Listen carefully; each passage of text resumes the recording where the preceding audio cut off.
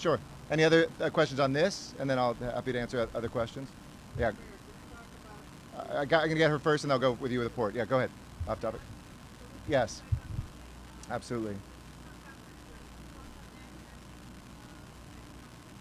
Very much. Yes, we've been very closely involved. Ken Ziffrin, who's my film czar for the city of Los Angeles, Greg Good, who's the president of the Board of Public Works, have been very involved in encouraging parties to come to resolution. While I can't speak to the details because those are confidential negotiations, there's been good movement from both sides.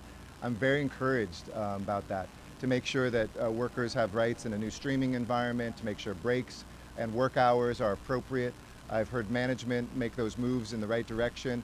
Hopefully labor also can make those moves to come together. We can't afford a strike in Los Angeles. And I think people know I've been on those picket lines. I've stood by our entertainment workers. I've lobbied up in Sacramento to expand fivefold the local tax incentives that will keep production here. But right now, when we finally have people back to work, right now after the pandemic has calmed down quite a bit, to be able to see this important part of our economy, to see folks walk out of work is not what we want. So I'm encouraged. I think it's always good when you have strike authorization, when folks say this is the day we're going to head out, if not, but that gives us quite a few days between now and Monday.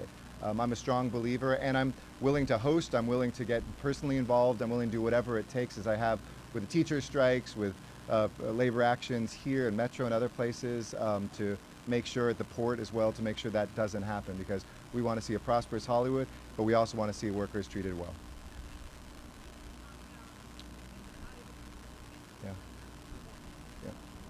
It would be devastating to us to see, as we know in this industry, the scheduling is everything, and to even kick a few days has a ripple effect for weeks and months to come.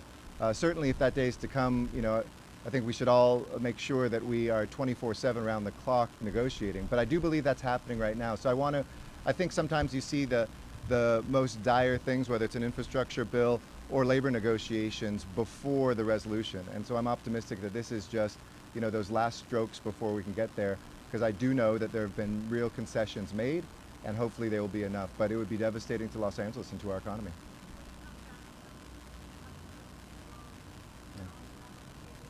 Yeah, Mr. Ziffrin has let the parties know that the city of LA is here, available, willing to help mediate, negotiate. They've been making good progress on direct negotiations, so they haven't needed that yet. But as I've demonstrated as mayor, sometimes neutral territory, if we can't come to an agreement, is the way to grind that out in the last few days or even after a strike occurs. Okay. For it, and I'll come back to you. Yeah. Sure. So the Port of Los Angeles today, I want to thank President Biden, who convened the private sector to say, really, what is it going to take to get rid of the backlog, not just at the Port of LA and Long Beach, but across this country and in our supply chain. It's a very unique year. There's huge orders, and there's been COVID incidents in the countries where some of the manufacturing comes from, so a lot of things together.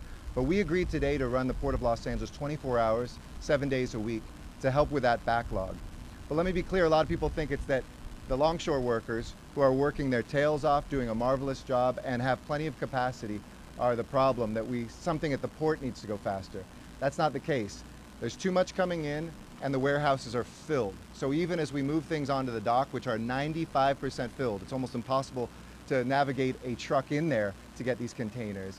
We need to make sure that the folks who made these orders, the retailers, are moving these to warehouses and ultimately to their stores or their local warehouses, or else this bottleneck will stay. We only have a couple weeks to do this before we miss the holiday season. This isn't just about the big retailers, this is about our mom and pop retailers who can't afford to pilot their own ships, or charter their own ships. This is about folks who are local manufacturers here in North Hollywood who are missing vital components to make those things here, from aerospace to other technology, that can get their orders and keep their business alive. This has to be a national priority. Today's announcement was historic, and I spoke personally to the White House last week, and we had our executive director of the port in Washington, D.C. by President Biden's side to really push the private sector to do everything they can to keep the cargo moving. There's not one culprit, but there's a lot of over-ordering from the big retailers. They were worried they wouldn't have enough, and instead what they've done is kind of choked it up. We have 2 billion square feet of warehouse space here in Southern California. It is 100% filled. That's not a problem with the port. That's a problem with the folks who are making the orders, getting it out there. We also need to have more truck drivers, and I encourage the trucking industry to do everything can over time, get more people on the job so we can move those containers. We're doing a great job at the port. The backlog, whenever it comes up, we get it back down. There's just no more space. So we need you to give us space further out there.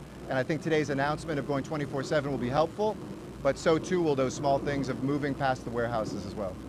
En español, yo quiero decir, el puerto, ahora la situación al puerto es crítico y tenemos muchos barcos en el mar, pero el agradecimiento hoy para operar el puerto 24 horas cada día con presidente Biden es histórico también. Y este es parte de las negociaciones entre el sector privado, nuestro puerto, o los puertos en Long Beach y Los Ángeles, y la Casa Blanca. Y gracias al presidente Biden por su liderazgo, porque nuestras tiendas necesitan sus cosas, nuestras plantas que son parte de la fabricación de cosas aquí en Los Ángeles necesitan estos barcos, y este cargo es crítico a la economía de Los Ángeles, y yo tengo mucho orgullo de nuestro director del puerto, Gene Sirocco, estuvo en la Casa Blanca hoy por este anuncio de este agradecimiento. Gracias. Yeah.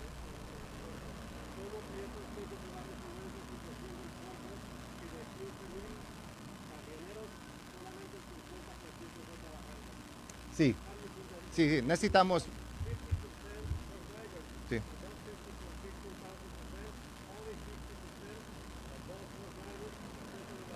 Sí. Sí. Necesitamos más personas en esta industria. Es importante tener los troques, a tener la oportunidad a traer más cargo a nuestros warehouses, especialmente en nuestra comunidad. Los derechos de estos trabajadores son críticos al futuro de este. Y nuestro planeamiento es una estrategia a dar más trabajos, más altos salarios a estos trabajadores, porque entre los puertos y los warehouses, ellos son críticos al éxito en este momento, la resolución de esto. Pero la mayoría de estas personas no quieren trabajar ahora porque las condiciones son muy malas. Hay más dinero en esta industria que en la historia de shipping. Por ejemplo, es 10 tiempos más caro por un container en estos barcos durante la pandemia. El dinero en estas compañías ellos deben dar una porción de estos trabajadores también. Yes. Hey. I'll go second then. No, because I know what it's going to be. Okay.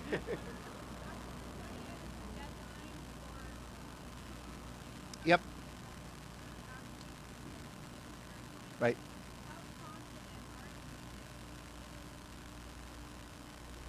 Yeah. Sure. Sure. Look, my first priority is to save lives, to protect and save the lives of our city workers and all of our city residents. So I just want to say that at the outset. This is not about power. This is not about politics. This is not about perspectives. This is about people. We had to bury more police officers than we've ever buried in a single year in LA city history this past year. More firefighters than we've ever had to bury in a single year. Workers in all of our departments have gotten sick, and too many of them have died, let alone our family members and the people that we serve, who, if we're unvaccinated, we run the risk of passing on, even if we're asymptomatic, a deadly Delta variant and killing people. That's non-negotiable. But what is negotiable is that I love our city workers. I love our firefighters. I love our police officers. I love our DWP workers. I love our transportation workers, our sanitation workers. And we'll continue to listen. Right now, we're still in negotiations as we speak here. The ERC met yesterday. We were going to meet today, but I hear that we're making good progress. So we might delay that resumption of our ERC meeting till tomorrow. But we want our employees to know that we're serious about this mandate. Everybody always goes to the final question. This is a condition of employment. But long before we get to the process that it would take to fire somebody, to go through the Skelly hearing, which they're all entitled to, there's a lot of steps before we get there. And while we're not backing away from our strong, requirement and advocacy to this, we're listening. We need our firefighters to be at work in fire season. We need our police officers to combat slight uptick in crime, which we're already seeing homicides come down from where they were at the mid-level of this year. We know the sacrifices they've made, but I also talked to a lot of firefighters, police officers, and others who have protected themselves with vaccination, those who are waiting and seeing whether it would be permanently approved. It has been, whether it's safe, it is. And so now we need to be responsible, but we will listen and negotiate till the end. So it's too premature to talk about where those will lead us, but I hope in the next 24 hours we'll have some good breakthroughs there.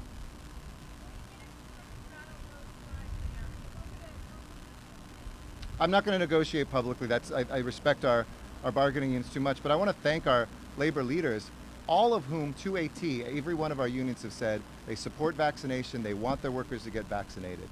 The devil in the details of what that requires, while people are asking for an exemption and that gets processed, and who pays for their testing and things like that. I'm not going to negotiate that here. It's not straddling them. We're being very clear with what the requirement is, which is to be vaccinated to work in the city of Los Angeles, though we have to, of course, adhere to the law when it comes to any medical or religious exemptions. Yes, sir. Yeah, did you want to add to that? Perfect. All right. I'm curious about next steps on electrification. Yes. When's the J line coming, the Silver line? Yep. What comes next? Well, so we started with the J Silver line. The purchases, we're looking at a couple different yards for the electrification. It's a very complicated thing to do, just as it was when we went to natural gas and had to figure out which yards. We don't have to store gas, but we have to store the capacity for electricity. So we're working right now with multiple cities on that. I don't know, do you want to give a longer update on that one and the other lines? Sure. J-Line in 2 years. Again, thanks to the members standing behind me, unanimous vote in June of this year funded the J-Line as the next line, Silver Line, to roll out with full electrification. And then beyond that, our goal is working with our board, but making sure our congressional delegation knows the importance of federal funding to help us ensure we can meet our goal. It's really important that we have a strong federal partnership. That's why I will echo what the mayor mentioned, Director Krikorian and even Director Najarian. We really are hoping that the infrastructure bill, as well as the reconciliation bill that has significant funding for transit to advance zero emission buses, is really critical to our plan. So the federal outcome will help determine our schedule. All right, any other questions? If not, I'll just give you a piece of Valley history to close on. A lot of people don't realize this, but the neighborhood in the central part of the San Fernando Valley was founded by two Jews. They think that it's Dutch, like Lankersham, and they were up there on Mulholland Drive. Many of you know I'm the first elected Jewish mayor of the city, and these two guys were looking over the area that's in the central part of the valley. It was beautiful and verdant. One turns to the other and says, "Very nice. Thank you very much. Have a great day."